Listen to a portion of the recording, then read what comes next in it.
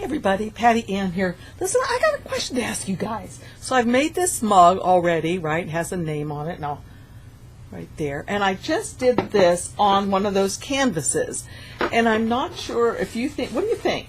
Should I put it on the front of the canvas like this?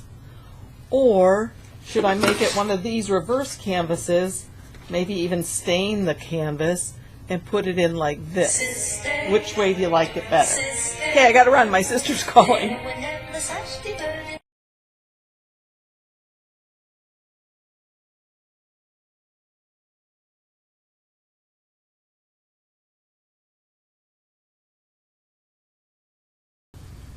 Okay, if you want to see real quick like how I did these, I can't remember if I got this type at the Dollar Tree, maybe, but I know Michael's and Hobby Lobby has them and they're always on sale. So there's this kind, and that's the kind that you rip this off, or if you don't want to rip it, you can take like a razor blade like this and just cut on the outside of all of these staples, and then you're able to remove it, and when you're done you can put it back on just with a staple gun. Also at the Dollar Tree they sell these kind for sure in different sizes. Okay, there's just two sizes here that I have. It says they're 100% natural cotton canvas, but as you saw I sublimated on them. So how did I do that? Well, to sublimate on them you just have to get this, let me make sure the lid's on tight, polyacrylic, I got clear satin Minwax. And all you do is take a brush. Now here's the brush I use. You stir it first, stir it. I took this brush and I just went back and forth, kind of looked at the light to make sure it was shiny all over and wet. And then it says to let it dry for quite a long time, but I didn't. I used my heat tool for embossing and I dried it. And within a half an hour at the most, I was able to go ahead and sublimate this.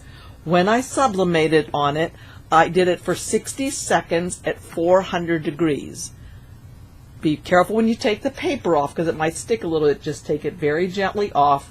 I did use a piece of Teflon underneath and on top of this when I was sublimating. And as you can see, well, hopefully you can see, it turned out, it's not that shiny, it's my lighting in here.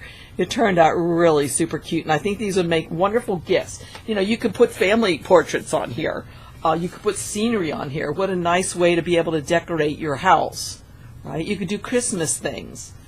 Anyway, it turned out really nice, and I think you're going to love doing it. Okay, and one last thing. When I did paint my frame, I used just this craft paint that you can get at Hobby Lobby or Michael's or Joann's, maybe even at the Dollar Tree, I'm not sure. And I put this in this little container that I did get at the Dollar Tree to make a nice gray, where are you, that I could paint with just a junky old paintbrush onto my frame and let it dry before I put my picture in there. So anyway, vote, would you? Let me know which way you'd prefer that I do it. Would you like it to be on the outer edge, and all I would do is take it around to the back and restaple it? Or would you prefer having it be on the inside of the frame that I painted?